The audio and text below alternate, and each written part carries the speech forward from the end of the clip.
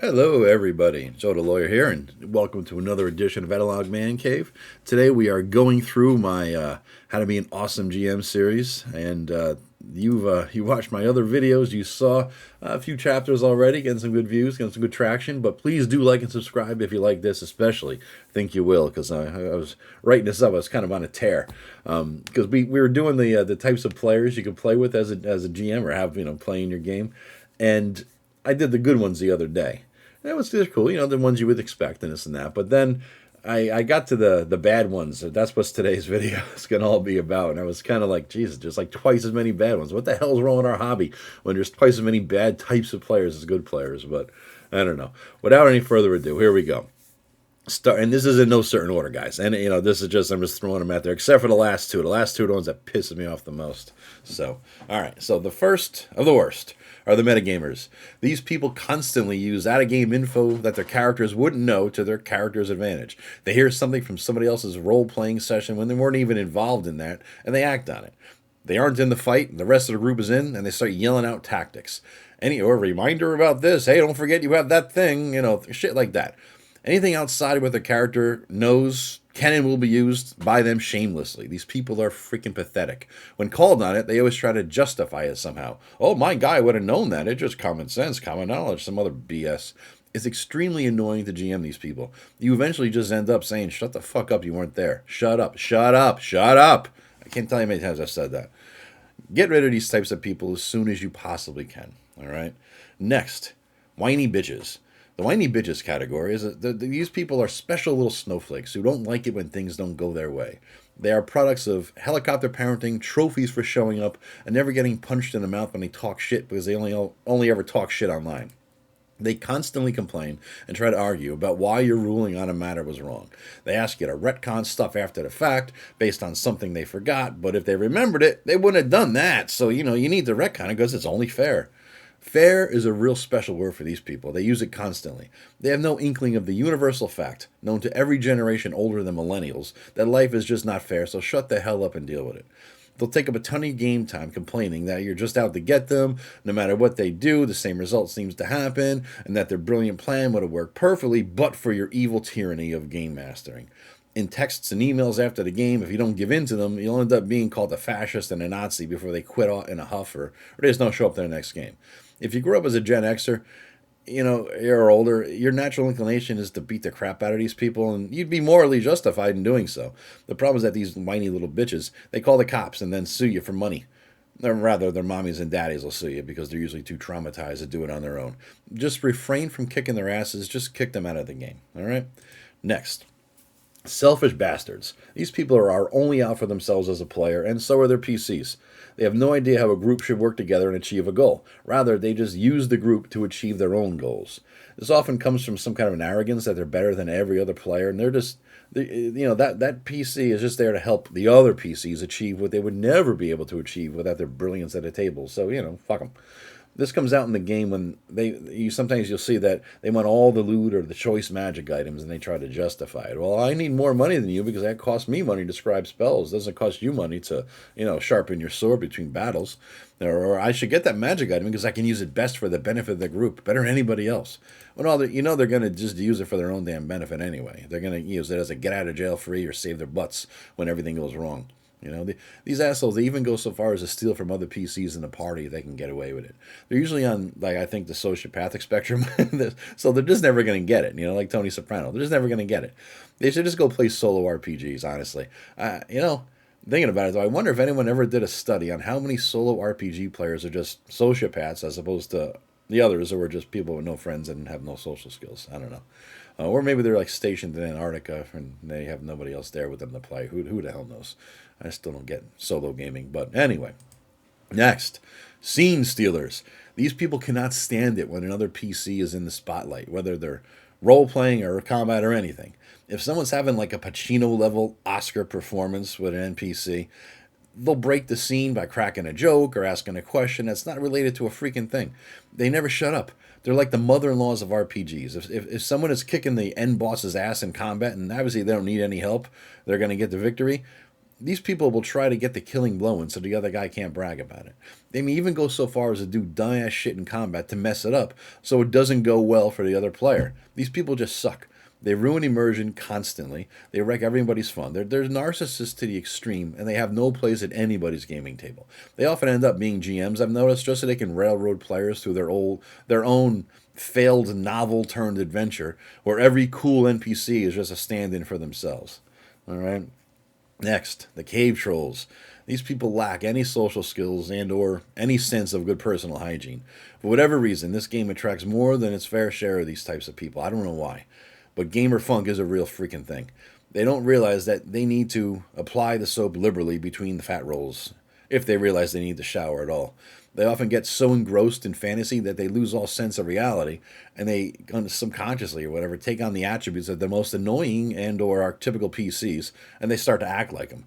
The problem is, in real life social situations, these things, they're not resolved by rolling a d20 and saying how good you did. You need to speak articulately, persuasively, and read body language, and these people are incapable of doing that. Sometimes, I gotta say though, there might be an autistic component to this, and there's not much you can do about it, really. Just feel bad for them and, try to sit up win from them at the gaining table. But in most cases, it's usually just ignorance, learned obliviousness to the social niceties of life.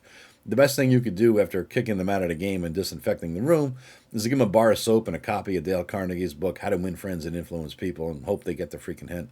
If there's a GM out there that you actually hate, just refer these people to their game. It's perfect. Revenge is sweet. All right, next. Know-it-alls. They try to bring real-world knowledge into the game. If an enemy does some martial arts thing, they're going to use their green belt knowledge to school you that there's no way that's possible. They'll even maybe try to demonstrate the moves and show you how and why it can't be done. I love that shit. I like to let players demonstrate any combat moves they want, because gamers are usually such pathetic physical specimens that at the very least they're going to pull a muscle. If you're lucky, they're going to fall onto the game table and face plant into a bowl of Cheetos. They're also the ones who wanted to be Mr. Spock as a kid instead of Captain Kirk like a normal person. They devoured science books while the rest of us were, kicking it to Playboy, or we couldn't get Playboy, the Sears catalog bra section, right? They like to quote real-life science in our fantasy world where science doesn't even exist or work like that. They may even go as far as to quote things like traditional folklore and legend just so they don't die to the, fae by not adhering to rules of hospitality and all that, as per true Irish folklore. Even when you warned them ahead of time, both in character and out, that the real-world fantasy shit doesn't apply here. So, if you kiss a water buffet and you drown to death with no saving throw, that's kind of on you, man. Should have been reading copies of Playboy instead of Star Trek technical manuals, Captain Kirk would not have fallen for that shit. That's all I'm saying, all right? All right, next. The zero attention span guy. They only pay attention during combat or if the focus of an NPC interaction is on them. They often shine during these things, but you need to alert them to the fact that, hey, there's a combat going on. You just got hit, man. You going to do something? Or, hey, that merchant's talking to you. And then you have to bring them up to speed because they weren't paying attention for the last hour while they were looking at the web or texting or doing social media shit. So, that wasn't much of a problem in the days of in-person gaming, right? But nowadays with this online stuff, it's more and more rampant, I think. Back in the day, though, you could always tell who they were because they were the best dice stackers and doodlers you've ever seen. They could have 10 D20s on top of each other and no problem. The learned experience there. But I got to say, though, even back in the early aughts, the early 2000s, I would ban cell phones and laptops at the table just so people wouldn't get distracted with shit like solitaire. I remember one guy, he came up with the thing, well, my character sheet's on the PC, so I need it at the table. Granted, third edition of Pathfinder character sheet needed a goddamn Excel spreadsheet to keep track of shit, but still, you got a fucking printer, man. But overall, these people are probably the least offensive of all the players on the list. And also, one little caveat here. Keep in mind, some people might just have ADHD or PTSD or something that prevents them from concentrating. In that case, they're just people who are trying their best, so cut them some slack. Like I said, these are the least offensive guys. It just shit happens, right? Whatever. But, make the list. All right, rules lawyers. Now, here's the thing. I got a special place in my heart for these people. They may be annoying pricks, but they're my type of people. I used to be one. I kind of wonder if rules lawyering is what led me to become an actual lawyer and train your brain kind of a thing, right? Arguing D&D rules for all those years. I do know that there's no better preparation for reading a contract for loopholes and ways that the other side can fuck you over than trying to word an old school wish spell that you're going to give to your DM who hates you because, you're an annoying fucking rules lawyer. Anyway, we all know the type. Anytime the GM does something that's even one word off from the rules, these people argue about it. Even if it has no effect on their character or even the game. They just like to argue. And they never freaking stop. They quickly turn into whiners, as I described earlier, if they don't get their way. The best way to weed out these rot grubs of life is to let them know in clear and convincing 60-point font, handouts. It has to, poster size. It says all rules are subject to change at any time, that the GM is the boss and no arguing will be tolerated. Then you make them sign it like it's a fucking contract. These people love contracts, right? They'll either sign it and shut up and then go sulk in a corner every time they detect a rule change they can't do anything about because, contract, or they won't even sign it at all. And then you won't have them in your game. So either way, you win, because the sulking is funny, man. Especially the more drinking you've been doing. You're just watching them whine every time you make a rules change and they want to say something and they're like pausing. Oh, contract, can't say it. Shit. Oh, man. Anyway, murder hobos, next. They're not a problem unless you're trying to run a game with any level of complexity, depth, or a campaign. But for a one-shot, who gives a shit, right? Having players with no connection to anything in the game world who just like to kill shit and take their stuff, regardless of any concerns of morality or ethics or right and any of that, nah, doesn't. It's just annoying, unless you're trying to run a game like that. In which case, you honestly, if you're going to run a murder hobo type game, you just really shouldn't call yourself a GM. You're just a facilitator of player rage and frustration. You're throwing targets at them so they can take out their anger and resentment about their own meaningless little lives. If their boss belittles them, or if their girlfriend's other two boyfriends make fun of them, blood of the innocent will be spilled in your game world. Honestly, they're just better off playing whatever cool first-person shooter is all the rage these days. All right? Next, Resident Alien. That's someone, based on a show, Tim just gave me a name of a show that looks interesting. It's the dude from Firefly's in it, apparently. He's an alien in a person's body, and it says pretty good, so I might watch it. Anyway, they gave me the name of this class I couldn't figure out a name for. Resident Alien. It's someone who does not give a shit about their character's place in the game world in any way. Now, you guys know, you've been watching this channel forever.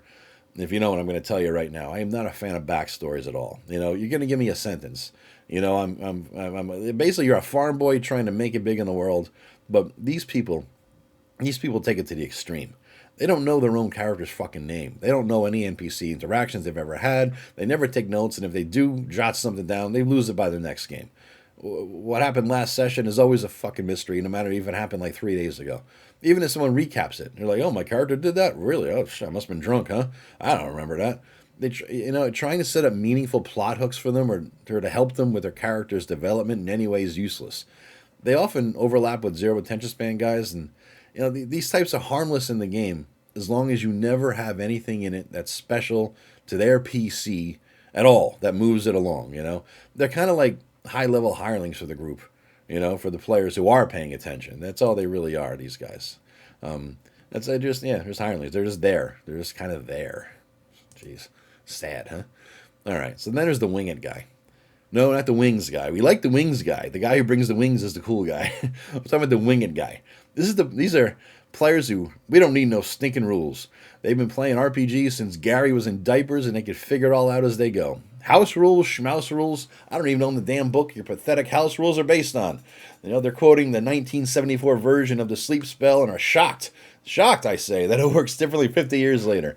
All their assumptions that go into their decisions in-game are based in the ancient days of yore, when they had more hair and more brain cells and less of a gut. The group always has to wait for them after the GM says whatever the hell they just said, what they wanted to do, because it doesn't exist, and now they got to figure out something else, and they got to, based on more shit that doesn't exist, and they stare in desperation at their character sheet, like, oh crap, what am I going to do? And they're desperately looking for something on that character sheet that reminds them of the game they used to play when they were like 10, and then just fucking learn the rules, man. The best thing these players can do is honestly play up a straight up basic bitch fighter. That's it. If you ever get one of these winged guys, just give them a fighter, because it's the class that has changed the least in the last 50 years. They just swing right up their alley, right? Just be prepared, any of your new GMs out there, to figure out what Thaco is, because these people may say, well, my Thaco is blah, blah, blah. And what the fuck are you talking about? So, yeah. Now, these have been, like I said earlier, these are random. I've given it to you. But now we're coming up to the last two. The very worst type of players that walk the face of planet Earth. So, coming into second worst, All right, this is the second worst type. These are the silver medal winners here. Are the fucking cheaters. There is nothing worse than people who cheat while playing an RPG. If you have that much goddamn insecurity, then go to fucking therapy and never touch dice again until you like yourself again. These people need to be shamed out of the hobby and sentenced to a lifetime of the worst punishment mankind has yet devised, playing solo RPGs for the rest of their life. That's it. Seriously, I mean, are your dick that fucking small that you need to lie about your dice rolls to make you feel manlier? You know, they're probably the same guys who'd have those pickups with the rubber balls hanging from the back bumper thing. You know, just go to hell away and leave us alone, you loser. And this is it. Last but not least, this is the worst person I ever play with or GM. I hate these people at the table. This is that's what my character would do guy. I can't even fathom what goes into the psychological makeup of this mental midget. They're selfish to the extreme. Some of them, they justify it with a smile, and they cite their 73-page novella of a backstory as precedent, because that's, they would obviously do it based on subparagraph C, section 8 here. Right? That makes sense, right? Some just get defensive and angry that you'd even question their actions. They have no sense of why they do it, and, what their character would do varies on the situation, but always mysteriously benefits whatever the hell is best for that player's PC, regardless of whatever the hell the rest of the group is trying to accomplish. The arrogance of these people, smug or otherwise, is what galls me the most. If the group is headed into the big bad evil place and need to get in with as little noise as possible, this jackass picks a fight with the shitheads at the front door just to try out a new ability, alerts the whole place to their presence, and sucks up some heal spells that the group's probably going to need later. They then justify with some vague element of their backstory to avoid all criticism. They often develop these elaborate backstories of personality traits and beliefs and motivations that don't even fit the setting of the game world in any way. It's like modern day Seattle or some nonsense in a goddamn medieval fantasy world. It's bullshit. It's usually just a projection of their own personality, and they're self-inserting themselves into the game. It's just a way to avoid role-playing because they know they suck at it, right? Or sometimes it's a personality they're trying to project to others at the table. They know this PC is, noble, and makes them noble by playing that type of PC. It's just virtue signaling, how progressive they are or whatever the hell in real life, so that the blue-haired chick likes them. This is why the GM, by the way, back to backstories, this is why all GMs should always ban all backstories that are more than one goddamn sentence long, or any that makes them special in any way. You are not special until you do something in the goddamn game. Until then, you're the third son farm boy. That's it, from nowhere. Now, if you detect as a GM that a player in your group might be this type of freaking weirdo, you should demand that the player gives them a list of all their characters' traits, beliefs, and motivations ahead of time. Again, with a one-page backstory. But you want the traits and motivations, beliefs, all that kind of shit, personality profile, basically, so that you can then decide to veto any and all that do not fit the setting, or that you just find annoying as fuck, and is going to result in you wanting to kill that player in real life. Avoid these types of players at all costs. In fact, there should be like a secret blacklist somewhere of these players so that all the GMs can make sure we keep them from our game tables. So that's it. All right, I'm kind of done. That was sorry, it was like a long rant there, guys. But yeah, I'm kind of done. That was all the bad players you could ever have at your table. So my series will continue. All right, my series is going to continue, so keep going. And like I said in the other video, I'm going to get some different kind of content in addition to sort of D&D stuff as well. So keep watching, keep listening. Please do like and subscribe. I think I said it earlier, but it really helps the growth of the channel. People subscribe to this, and trying to get some sort of a good thing going here. I appreciate all you watching it. I'm going to try to talk about other things, like I said, but I'm going to try to keep it positive. I don't want to be one of those people who just shits on everything, except for bad players at the table. I'm going to shut on them all day long. But I'm just going to be kind of a positive guy, talking about good stuff, things I like, things that we could all enjoy together. Life's too short to be negative all the time. All right? Anyway, thank you very much for listening this long. I have no idea. It's probably about a half an hour long, but I appreciate you doing it. And stay tuned tomorrow for the next chapter. Take care, guys. Bye-bye.